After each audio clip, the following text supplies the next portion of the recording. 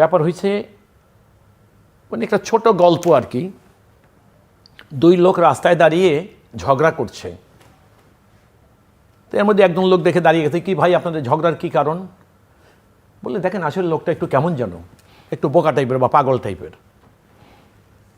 আরেকজন বলছে না আমি না ভাই, আসলে পাগল সে। তো তখন যেই লোক আইসা এই অবস্থায় পড়ে গেলেন, সে জিজ্ঞেস করতে আছে, আচ্ছা ভাই ঠিক আছে আমি দেখি আসলে কে পাগলামি করতেছে। তখন একজনকে বলতেছে, ভাই আপনি একটা কাজ করেন, আমার অফিসে গিয়ে দেখাচ্ছেন তো আমি আছি কিনা। সেই করতে গিয়ে দৌড়েই তার অফিসে যাচ্ছে, ওই লোক আছে কিনা যে লোক প্রশ্ন করলো। তো উনি যাওয়ার পরে এই লোক দাঁড়িয়ে বলতেছে, দেখলেন কেমন পাগল, এটা তো টেলিফোন করলেই জানা যাইতো যে আপনি আছেন কিনা অফিসে। ব্যাপার হয়েছে এইরকম, পাগলে পাগলে যখন প্রতিযোগিতা লাগে তখন আসল অবস্থা যাচাই করা খুব কঠিন হয়ে যায়। আমি আপনাকে খুব খোলামেলা একটা কথা বলি, এখানে তার পাগলে পাগলে প্রতিদ্বন্দ্বিতা না না পাগলে প্রতিদ্বন্দ্বিতা না, কিন্তু পাগলের আশ্রয়ে পাগল চলে গেছে। আচ্ছা, পাগলের আশ্রয়। তো সেই জন্য আমি এই কথাটা কেন বলেছি, যেমন সাইফুল ভাই বলেছেন, খুব চমৎকার করেই বলেছেন, একটি মানুষ যেমন মির্জা ফখরুল ইসলাম আলমগীর সম্পর্কে এখন আমরা যে কথাগুলো বললাম, জনাব সাইফুল হক যে কথাগুলো বললেন, আমরা কিন্তু আমাদের ব্যক্তিগত অভিজ্ঞতা থেকে বলছি, এবং এখন যার সম্পর্কে কথা বলতে যাচ্ছি তাও আমাদের ব্যক্তিগত অভিজ্ঞতা থেকে। এই মানুষটি দলের অত্যন্ত উঁচু পর্যায়ের একজন নেতা ছিলেন, যিনি আজকে জামাতের হয়ে রাষ্ট্রপতি পদে প্রার্থী হয়েছেন। তার জানা উচিত ছিল, দেখুন উনি নির্বাচনের আগেই হেরে গেছেন প্রার্থী হয়ে, জামাত কিন্তু জয়ী হয়ে গেছে। কারণ জামাত আশা করছেন যে বিএনপির, আমি সেখানে আসতেছি, বিবেকবানরা তাকে ভোট আমি দেবেন। সেখানে আসতেছি, যে লোকের নিজের কোনো বিবেক নাই সে বিবেকবানের কাছ থেকে সহমর্মিতা আশা করতেছে, সমর্থন আশা করতেছে, এটাও আর এক ধরনের পরিহাস। মানে নিজেকে বোকা মনে করেন নাকি বুদ্ধিমান মনে করেন, এটাও আমরা ঠিক বুঝে উঠতে পারি। আমি যে কথাই আপনাকে বলতে চাচ্ছিলাম, জামাতের সবসময় এদেশের স্বাধীনতা, মুক্তিযোদ্ধা এদেরকে নিয়ে একটা পরিহাস করতো জামাত। এবং আমার কাছে মনে হচ্ছে কর্নেল অলিকে সর্বশেষ রাষ্ট্রপতি পদে মনোনয়ন দিয়ে জামাতের সর্বশেষ পরিহাসের শিকার হলেন তিনি এতটা নির্বোধ হবেন এটা আমার ভাবনা ছিল না। আমি এতটা কখনো ভাবি নাই যে কর্নেল অলির মতো একজন বিচক্ষণ, যে জাতীয়তাবাদী সে রাজনীতির সঙ্গে জন্মলগ্ন থেকে ছিলেন, সেই মানুষটা এরকম একটা পরিহাসের শিকার হবেন বা নিজের পরিহাসের পাত্র বানাবেন, এটা সত্যি আমার কাছে খুব আশ্চর্যজনক। আবার আরেকটা জিনিস দেখেন, এই অবস্থায় আসার পিছনে তার কারণটা কি? একজন মানুষ, দল যখন বিএনপি বারবার ক্রাইসিসে পড়েছে, তখন দলের গুরুত্বপূর্ণ মানুষের উপরে কিন্তু নির্ভর করতে চাইছে। যেমন গত 17 বছর জাতীয়তাবাদী দল, আজকের মাননীয় প্রধানমন্ত্রী, তাকে যখন জোর করে দেশ থেকে বের করে দেওয়া হলো, সেই মানুষটা যাওয়ার পরে সে মানে আপনার অনলাইনে বা ওভারসিজ থেকে দেখবেন আপনি দলের জন্য কিনের প্রাণান্তক চেষ্টা করে গেলেন। আর এখানে বসে এতটাই আস্থাভাজন মানুষ ছিলেন তিনি, দলের ভারপ্রাপ্ত চেয়ারম্যান হিসাবে ম্যাডামকে প্রহসনের মামলায় জেলে পাঠানো হলো। মির্জা ফখরুল ইসলাম আলমগীর কী করলেন, এই দলটাকে এমনভাবে অন করলেন যে মানুষ তার প্রতি আস্থা আনতে পেরেছে। অনেক সময় দেখা গেছে যে সরকারের নির্যাতনে তার আশেপাশে অনেক সময় অনেককে দেখাও যায়নি, কিন্তু মির্জা ফখরুল ইসলাম অবিচল একদম আস্থার সঙ্গে কিন্তু তিনি দায়িত্ব পালন করে গেছেন। এখন উনি কী করলেন, জামাত ওনাকে মনোনয়ন দিলেন, জাতিকে দেখাইলেন মুক্তিযোদ্ধাদেরকে নিয়ে আরেকটা পরিহাস, এবং সেইখানে গিয়ে উনি পা দিলেন। একটা লোক আপনি চিন্তা করেন, আপনি আর্টিকেল 70 কথা যারা বলছেন, সাইফুল ভাই বলছে, আপনি স্মরণ করিয়ে দিয়েছেন, এটা তো সমাজে বিদ্যমান। এই মানুষটি 2008-এ বিএনপি থেকে চলে গেলেন, কী কারণে জানেন? বিএনপির কাছে জবরদস্তি করে, অর্থাৎ বিএনপি জোটের সঙ্গে যে নির্বাচনটা করতে চাইলো এবং করলো, সেখান থেকে জোটের কম্পোনেন্টকে বাদ দিয়ে উনি ওনার একটা আসনে তো নিলেনই, ওনার স্ত্রীকে নমিনেশন দেওয়া হলো না বলে উনি বিএনপি থেকে বের হয়ে গেলেন। এবং এরপর আপনি দেখেন ওই যে রাজনৈতিক দল এখন মানে তিনি পরিচয় দিয়ে জামাতের সঙ্গে গেলেন, সেখানে যাকে নিয়ে মহাসচিব করলেন, সে কিন্তু আর এখন তার সঙ্গে নাই।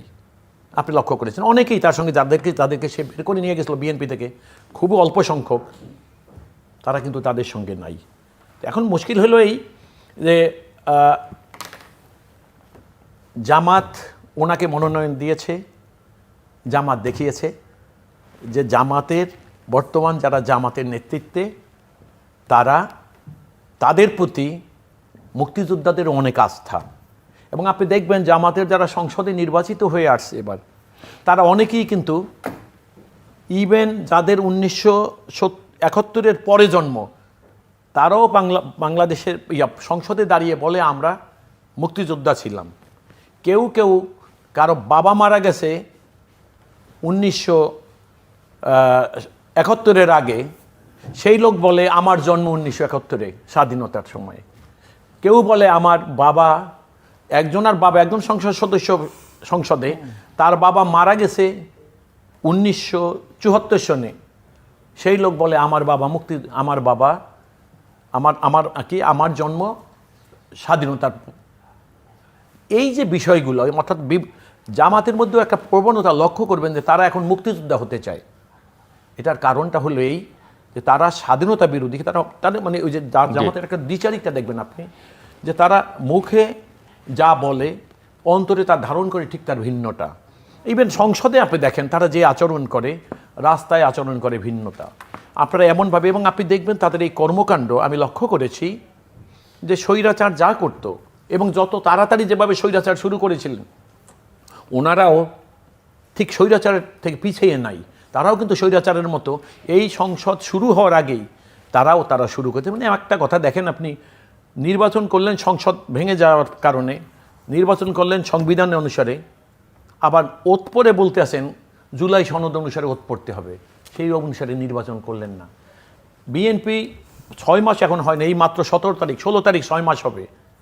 ইতিমধ্যে তারা কি করলেন এবং কত ঔদ্ধত্যপূর্ণ কথা বললেন, অডাসিটি দেখান যে এইটা করছি। আপনি দেখেন, আমি একইভাবে সংক্ষেপ করে দিচ্ছি, যে আপনি দেখবেন 5ই আগস্টের আগে জামাতের নেতাদের যখন প্রহসনের বিচার করছে, যাদেরকে ফাঁসি দিয়েছে, যারা জেলে মারা গেছেন, একমাত্র আজহার সাহেব ছাড়া আর সবাই তো চলে গেছেন, একমাত্র উনিই ফাঁসির আসামি জেল থেকে বেরিয়ে এমপি হলেন। এই জামাত কিন্তু স্বৈরাচারের বিরুদ্ধে কোনো আন্দোলন করেনি। আপনি যখন কোঠা আন্দোলন করছে যারা আজকে এনসিপি পরিচয়ে জামাতের সঙ্গে কম্পোনেন্ট হয়েছে এবং একদিন হয়তো জামাতে বিলীন হয়ে যাবে, এটা আমার ভয় তাদেরকে নিয়ে, এবং আমি অত্যন্ত ব্যথিত হব যদি এমনটা হয়।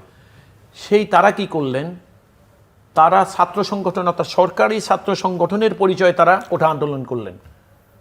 আপনি একটা মজার জিনিস দেখেন, তাইলে হলো কি, আবার কি করলো জামাতের যারা একটা উদারপন্থী সংগঠন, উদারপন্থী যারা ছিলেন মধ্যপন্থী যুবক শ্রেণীর, তারা কি করলেন, জামাত থেকে বাইরিয়া নতুন একটি রাজনৈতিক দল করলেন। কি কারণে?